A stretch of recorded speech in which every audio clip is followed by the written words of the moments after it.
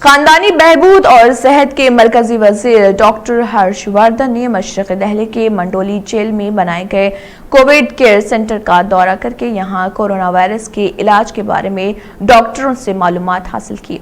Mandoli Covid care centre को police residential campus में बनाया गया है और यहां हल्के और बहुत ही कम अलामत वाले कोरोना वायरस मुतासिर मरीजों को रखा जा रहा है और काफ़ी तादाद में आइसोलेशन रूम और क़रंतीना बेड की सहूलियात हैं। उन्होंने कहा है कि पूरे मुल्क में कोरोना वायरस से निपटने के लिए मुल्क में सेहत ढांचे और सेहत से मुतल्लिक़ सहूलियात मुहैया कराए गए हैं और उन्हें 3 ज़ुमरों में तकसीम किया गया है।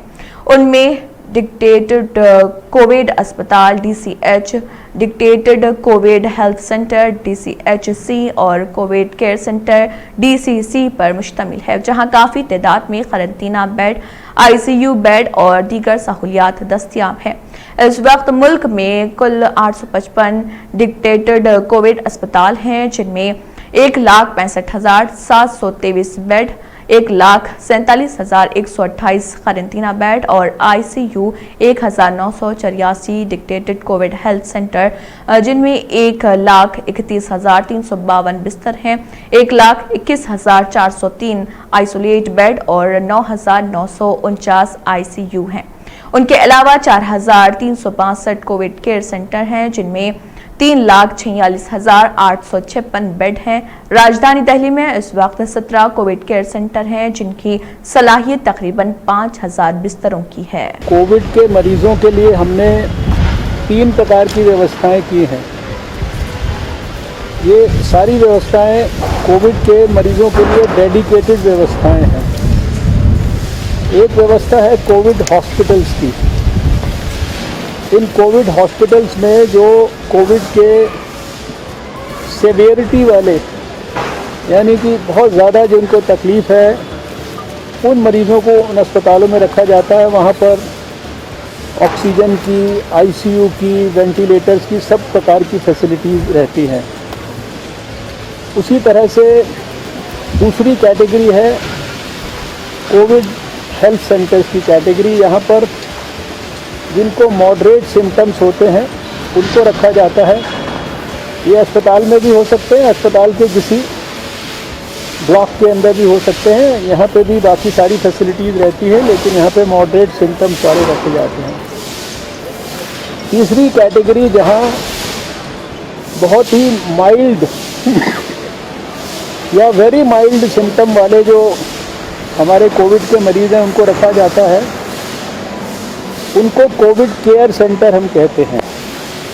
ऐसे देश में ये लगभग 4,000 के करीब, यानी 4,362 कोविड केयर सेंटर हमने बनाए हैं, जिसमें से एक ये है जिसको मैं आज देखने आया था।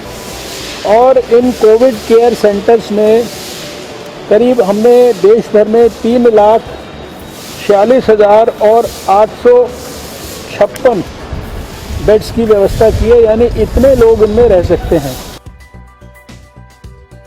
हर रविवार साधारणतः अस्पतालों को देखता हूँ। आज मैंने ये कोविड केयर सेंटर को एग्जामिन करने के लिए यहाँ पर मैं आया था। देश में हमने जो कोविड के हॉस्पिटल बनाए हैं उनकी संख्या लगभग डेडिकेटेड हॉस्पिटल्स की 855 है और इन कोविड के डेडिकेटेड हॉस्पिटल्स में लगभग 1,65,000 बेड्स की व्यवस्था है। ऐसे ही जो कोविड की हेल्थ फैसिलिटीज़ हैं वो करीब 1,984 हैं देश में, और इसमें भी लगभग 1,31,000 के ऊपर बेड्स की हमने व्यवस्था की है। तो कहने का अभिप्राय ये है कि चाहे माइल्ड या वेरी माइल्ड सिम्टम वाले हों, चाहे मॉडरेट सिम्टम वाले हों, चाहे सीवियर सिम्टम वाले हमारे कोविड के मरीज़ हों, उनके लिए भयंकर से भयंकर, विषम से विषम परिस्थिति भी आए तो उसमें सब प्रकार के मरीज़ों को भर्ती करने के लिए व्यवस्था यहाँ पे की गई है। यहाँ अभी मुझे खुशी है कि एक टावर में मुझे जाकर कई मरीज़ों से भी मिलने का मौका मिला जो अभी ठीक हो गए हैं। जब आए थे तब पॉजिटिव थे, लेकिन अभी उपचार के बाद ठीक हो गए हैं और अब उनका वापस घर जाने का समय आ गया है। ये लोग जम्मू कश्मीर के थे, तमिलनाडु के थे, आंध्र प्रदेश के थे, आसाम के थे और उनसे मिलकर मुझे बहुत संतोष हुआ कि लगभग 1 महीना यहाँ रहने के बाद वो अब अपने घर पर वापस जा रहे हैं। हम लोग भारत के अंदर कोविड के खिलाफ जंग में बहुत तेज़ी से सफलता की ओर बढ़ रहे हैं। आज भी अगर मैं जब आपसे बात कर रहा हूँ तो पिछले 3 दिन का हमारा जो डबलिंग रेट है वो 12 है। हमारा जो रिकवरी रेट है वो हमारा आज 30% से ऊपर पहुंच गया है।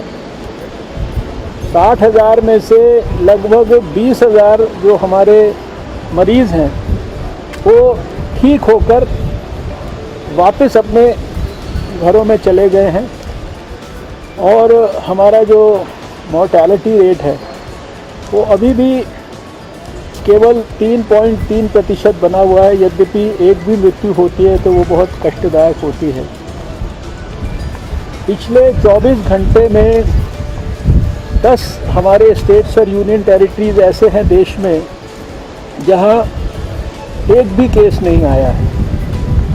4 यूनियन टेरिटरी या स्टेट ऐसे हैं जहां आज तक एक भी केस कभी भी नहीं आया है। देश में 10 प्रांतों में हम अपनी सेंटर की स्पेशल टीम्स को भेज रहे हैं, वरिष्ठ अपने अधिकारियों को भेज रहे हैं। वहाँ पर जो भी स्टेट गवर्नमेंट्स हैं उनकी मदद करने के लिए, वहाँ की स्थिति का और गहराई से आकलन करने के लिए, उनको किस किस तरह की सहायता चाहिए उसको देने के लिए। ये जो हमारे स्टेट्स हैं ये हैं तमिलनाडु, आंध्र प्रदेश, तेलंगाना, गुजरात, उत्तर प्रदेश, राजस्थान, मध्य प्रदेश, इसी प्रकार से पंजाब और वेस्ट बंगाल। इसके अलावा कुछ स्टेट्स में जैसे महाराष्ट्र इत्यादि में हम लोग पहले भी टीम्स को अपने भेज चुके हैं। कहने का अभिप्राय यह है कि भारत सरकार की ओर से सब प्रकार के सब स्तरों पर प्रयास हो रहे हैं कि कहीं पर भी देश में कोविड के खिलाफ लड़ाई को लड़ने में हमें किसी भी प्रकार से कोई कमी ना रहे। स्टेट्स को जितनी मदद दी जानी चाहिए वो सारी की सारी दी जाए। आज की तारीख तक 72 लाख N95 मास्क और 36 लाख PPE जो हैं किट्स, ये हम सारे स्टेट गवर्नमेंट्स को बांट चुके हैं। एक लेबॉर्ट्री से जो काम हमने शुरू किया था, आज देश में 472 लेबॉर्ट्रीज़ में हम जो है कोविड के मरीज़ों की टेस्टिंग करने की योग्यता बना चुके हैं। और अगर कल की मैं बात करूं तो कल 86,000 से ज़्यादा टेस्ट हमने पूरे भारत में कोविड के मरीज़ों के लिए किए। हमारी जो क्षमता है वो 95,000 टेस्ट रोज करने की भारत की हो गई। कोई भी ऐसा प्रयास नहीं है जो कि किया जाना चाहिए और जिसके अंदर किसी भी प्रकार की जो है कमज़ोरी छोड़ी जा रही है। मुझे पूरा विश्वास है कि ये जो हमारे सब कोरोना वॉरियर्स हैं, अभी हम तो आज आए हैं संडे के दिन, लेकिन ये 24 घंटे इन कोविड के मरीज़ों के साथ काम करते हैं। चाहे वो हमारे डॉक्टर हों, चाहे वो हमारी अस्पतालों में नर्सेज हों, या हमारे ये कोविड केयर सेंटर्स पर हमारे सरकारी अधिकारी हैं, हमारे पुलिस के अधिकारी हैं। यहाँ पर मुझे पता है कि इस कोविड केयर सेंटर में ही कई हमारे पुलिस के जवान भी जो है वो कोविड से प्रभावित होकर यहाँ पर भर्ती हैं। बहुत सारे यहाँ पर मरकज़ के मरीज़ जो हैं वो मरकज़ से जुड़े हुए वो भी भर्ती हैं, जिनमें से कईयों को अभी मैं व्यक्तिगत तौर पर मिलकर आया हूँ। तो इन सब कोरोना वॉरियर्स को मैं सलाम करना चाहता हूँ। इनकी जो योग्यता है, क्षमता है, बहादुरी है, उसको प्रणाम करना चाहता हूँ। और मुझे पूरा विश्वास है कि हमारे देश के इन सब कोरोना वॉरियर्स की मदद से हम निश्चित रूप से आने वाले जो कुछ समय के अंदर कोरोना के खिलाफ युद्ध में निर्णायक विजय प्राप्त करेंगे। दुनिया में बहुत सारे वायरस आए हैं, ये मैंने पहले भी समझाने की कोशिश की है। हर कुछ समय के बाद कोई एक नया वायरस जन्म लेता है, म्यूटेशन होती है। आपने देखा पहले इबोला का वायरस आया है, सार्स आया है, मेर्स आया है, स्वाइन फ्लू वगैरह, कितने वायरसेस आए हैं समय समय पे। लेकिन दुनिया ने केवल 2 वायरस हैं उन पर विजय प्राप्त किए, जिनके अस्तित्व को ही समाप्त किया दुनिया ने। उसमें भारत के अंदर एक चेचक है और दूसरा पोलियो का वायरस है। भारत ने और साउथ ईस्ट एशिया ने उसके ऊपर विजय प्राप्त की है। बाकी वायरस तो दुनिया में है। एड्स का वायरस आया था आज से 30 साल पहले, लेकिन अभी तो है ना दुनिया के अंदर। तो कहने का अभिप्राय यह है कि वायरस का जो उत्पात है उसको हम ख़त्म कर देंगे, लेकिन वायरस तो दुनिया के अंदर जीवित रहेगा।